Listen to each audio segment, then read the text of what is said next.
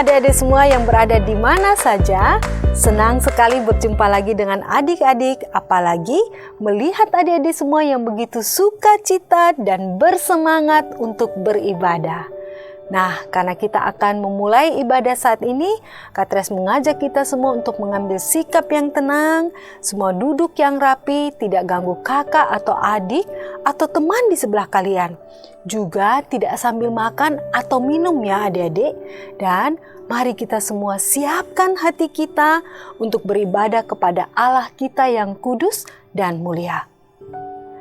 Adik-adik yang baik, mari kita sama-sama berdoa, mohon tuntunan Tuhan dalam ibadah kita hari ini. Mari kita berdoa. Tuhan Yesus yang baik, kami mau mengucap syukur kepada Engkau karena pada hari ini kami masih tetap bisa beribadah walaupun secara online. Kami mau berdoa agar kiranya dalam anugerah Tuhan, Tuhan memberkati ibadah kami ini dari awal sampai pada akhirnya. Tuhan memberkati, memberikan jaringan yang baik. Terima kasih Tuhan Yesus, hanya di dalam nama Tuhan Yesus kami telah berdoa pada Bapa di surga. Amin. Adik-adik, kita patut bersyukur kepada Tuhan karena Tuhan sangat baik bagi kita. Setiap hari Bapa di surga selalu memelihara hidup kita. Melalui firman-Nya, Dia membuat kita bertumbuh dan dibentuk menjadi anak-anak Tuhan yang baik. Tapi, apakah adik-adik dan kita semua masih berbuat dosa?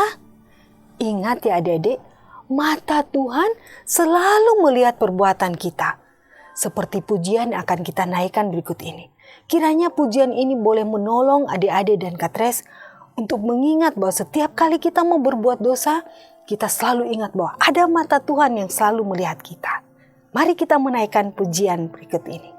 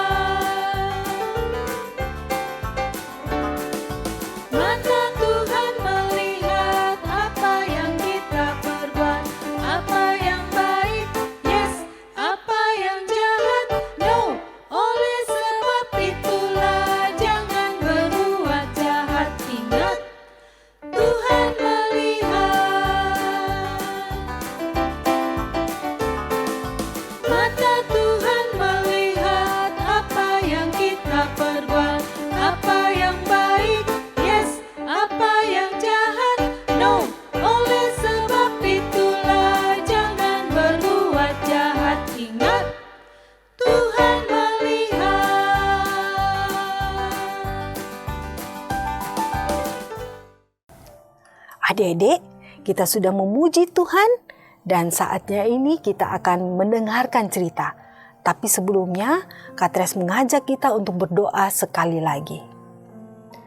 Tuhan Yesus, saat ini kami mau mendengarkan cerita.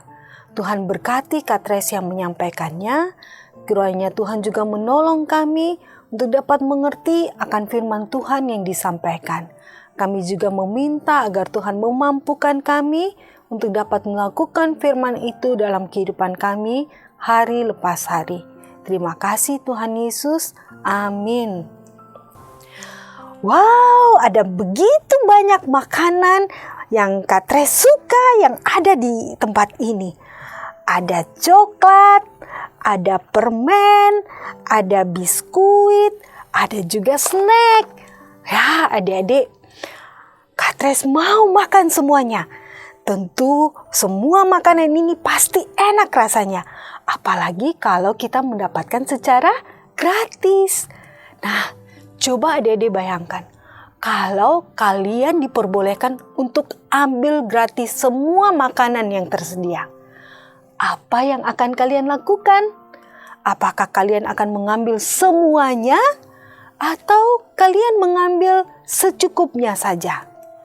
Hari ini adik-adik, kita akan sama-sama belajar di dalam kitab 1 Raja-Raja pasal yang ketiga dan pasal yang ke-10 ayat 1 sampai 13. Kita akan sama-sama belajar dari Raja Salomo, di mana Raja Salomo meminta apa yang paling baik sesuai untuk hidupnya sesuai dengan kebutuhannya. Adik-adik, setelah Raja Daud meninggal, Salomo anaknya menggantikannya menjadi raja. Saat itu Salomo masih muda dan kerajaan yang dipimpin oleh Salomo sangat besar. Karena itu Raja Salomo harus dapat memimpinnya dengan baik. Pada suatu malam Allah berbicara kepada Salomo melalui mimpinya. Dalam mimpi itu Allah berkata, "Mintalah kepadaku apa saja yang engkau inginkan untuk kuberikan kepadamu." Pada saat itu Salomo senang adik-adik, tetapi Salomo juga bingung, juga heran karena Tuhan memberikan tawaran kepadanya. Tapi luar biasa adik-adik, hal pertama yang dilakukan Salomo adalah dia bersyukur dan memuliakan Allah. Raja Salomo berkata, "Engkau telah sangat baik kepada ayahku Daud, dan sekarang engkau juga sangat baik kepadaku." Lalu adik-adik, kira-kira apa saja yang diminta Salomo ya adik-adik? Apakah emas, perak, dan permata yang berkilauan? Apakah kehormatan dan kekuatan? Apakah umur panjang atau kehebatankah yang diminta Salomo agar dia menjadi terkenal? Tidak ya adik-adik, tetapi Salomo tidak meminta semuanya itu. Lalu Salomo berkata kepada Tuhan Allah,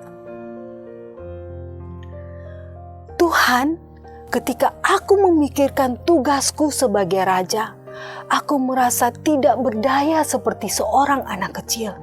Aku tidak tahu bagaimana aku dapat bertindak dengan benar. Karena itu, tolong berikan kepadaku hikmat untuk memerintah umat-Mu yang Engkau percayakan kepadaku. Aku tidak dapat mengambil keputusan yang baik, tetapi dengan pertolongan-Mu, aku tahu aku dapat menjadi seorang raja yang bijak." Adik-adik, Allah berkenan dengan jawaban dengan apa yang diminta oleh Raja Salomo. Lalu Allah berkata kepada Salomo, "Karena engkau telah memilih untuk menjadi bijaksana, maka aku akan memberkati engkau dengan hikmat yang besar. Engkau akan mengetahui apa yang benar dan engkau akan melakukannya." Adik-adik, karena Allah berkenan kepada Salomo, Allah tidak hanya memberikan hikmat kepada Salomo, tetapi Allah juga memberikan kekayaan dan kemasyhuran. Selanjutnya adik-adik, apa yang terjadi adik-adik? Tepat seperti apa yang dijanjikan oleh Allah. Di dalam mimpinya, Salomo menjadi bijaksana. Banyak orang yang datang kepadanya untuk menceritakan masalah mereka kepada Raja Salomo. Dan Raja Salomo membantu mereka untuk memikirkan tindakan yang benar dan yang harus dilakukan. Seperti kisah 2 orang ibu yang memperebutkan seorang anak itu. Kalian masih ingat kan adik-adik? Nah, adik-adik, Raja Salomo menjadi seorang pemimpin yang sangat hebat. Dia membangun bait Allah yang indah untuk beribadah dan berdoa. Semakin hari, Raja Salomo semakin kaya dan terkenal akan hikmatnya. Tapi Salomo tidak lupa bahwa hikmat, kekayaan, dan kemasyhurannya adalah pemberian dari Allah. Pada suatu hari adik-adik, Ratu Syeba datang untuk mengunjungi Raja Salomo. Ratu Syeba menempuh perjalanan yang sangat jauh, beratus-ratus mil perjalanannya. Dia mengendarai unta. Ratu juga membawakan hadiah yang banyak. Ada rempah-rempah, emas, batu mulia, dan juga masih banyak hadiah yang lainnya. Ratu Syeba telah mendengar bahwa betapa bijaksananya Raja Salomo. Maka ratu pada saat sampai di istana Raja Salomo, ratu mengajukan beberapa pertanyaan yang sulit kepada raja. Dan raja dapat menjawab semua pertanyaan itu dengan baik, adik-adik. Sang ratu takjub akan hikmat Raja Salomo. Ratu juga mengagumi akan istana Raja Salomo yang begitu megah, serta semua orang yang membantu raja yang melayani dengan baik. Lalu ratu mengatakan sesuatu yang sangat indah, adik-adik, yang terdapat di dalam 1 Raja-Raja pasal 10 ayat 9. Mari kita sama-sama membacanya. 1 Raja-Raja pasal 10 ayat 9. Terpujilah Tuhan Allahmu yang telah berkenan kepadamu hingga Dia mendudukkan engkau di atas tahta kerajaan Israel. Karena Tuhan mengasihi orang Israel untuk selama-lamanya, maka Ia telah mengangkat engkau menjadi raja untuk melakukan keadilan dan kebenaran. Ratu Syeba bersyukur karena dia dapat bertemu dengan Raja Salomo yang terkenal akan hikmat dan kebijaksanaannya. Ketika tiba waktunya Ratu Syeba untuk pulang, Raja Salomo juga memberikan banyak hadiah kepada ratu. Nah, adik-adik, Raja Salomo memang memiliki hikmat yang luar biasa. Tetapi Raja Salomo bukannya tidak berdosa. Dia mengalami kegagalan dan banyak dosa yang dia lakukan. Seperti kita yang juga sering kali jatuh di dalam berbagai dosa. Dan untuk itu, adik-adik, kita harus memiliki seseorang yang lebih bijaksana dari Raja Salomo. Untuk apa, adik-adik? Untuk menjadi juru selamat kita. Seseorang yang tidak pernah berbuat dosa. Siapakah dia ya, adik-adik? Ya, dia adalah Yesus seperti yang dikatakan di dalam Matius 12 ayat 42. Dalam ayat ini, Yesus mau menjelaskan bahwa Salomo memiliki hikmat yang besar, tetapi Salomo tidak memiliki kemampuan untuk melakukan yang benar. Nah, adik-adik, maukah kita hidup yang baik dan benar? Semua itu dapat kita lakukan jika kita percaya dan taat kepada Yesus Kristus yang akan memampukan kita untuk mengetahui kehendak-Nya dan juga memberikan kita kekuatan untuk melakukan firman-Nya. Nah, adik-adik, kiranya firman Tuhan kita pada hari ini dapat menolong kita untuk bisa menjadi anak-anak Tuhan yang berhikmat, yang takut akan Tuhan seperti Raja Salomo dan mau melakukan apa yang baik dan benar di hadapan Tuhan. Adik-adik, mari kita sama-sama menghafalkan ayat hafalan berikut ini yang terdapat dari Amsal pasal 9 ayat yang ke-10. Permulaan hikmat adalah takut akan Tuhan dan mengenal Yang Maha Kudus adalah pengertian. Kita ulangi sekali lagi. Amsal pasal 9 ayat yang ke-10. Permulaan hikmat adalah takut akan Tuhan dan mengenal Yang Maha Kudus adalah pengertian. Adik-adik, bagi adik-adik yang ingin memberikan persembahan, dapat mengantarkannya ke gereja atau dapat mentransfer pada nomor rekening yang tertera pada layar berikut ini. Sekali lagi Katres infokan, bagi adik-adik yang ingin memberikan persembahan, dapat mengantarkannya ke gereja atau dapat mentransfernya pada nomor rekening yang tertera pada layar berikut ini. Demikian ibadah kita minggu ini, mari kita sama-sama tutup dalam doa. Tuhan Yesus yang baik, kami mau mengucap syukur karena pada hari ini kami boleh belajar dari Raja Salomo, di mana Raja meminta sesuatu yang menjadi kebutuhannya. Raja tidak mementingkan diri sendiri, tetapi Raja mementingkan apa yang menjadi kepentingan banyak orang, dan Raja berkenan di hadapan Kau.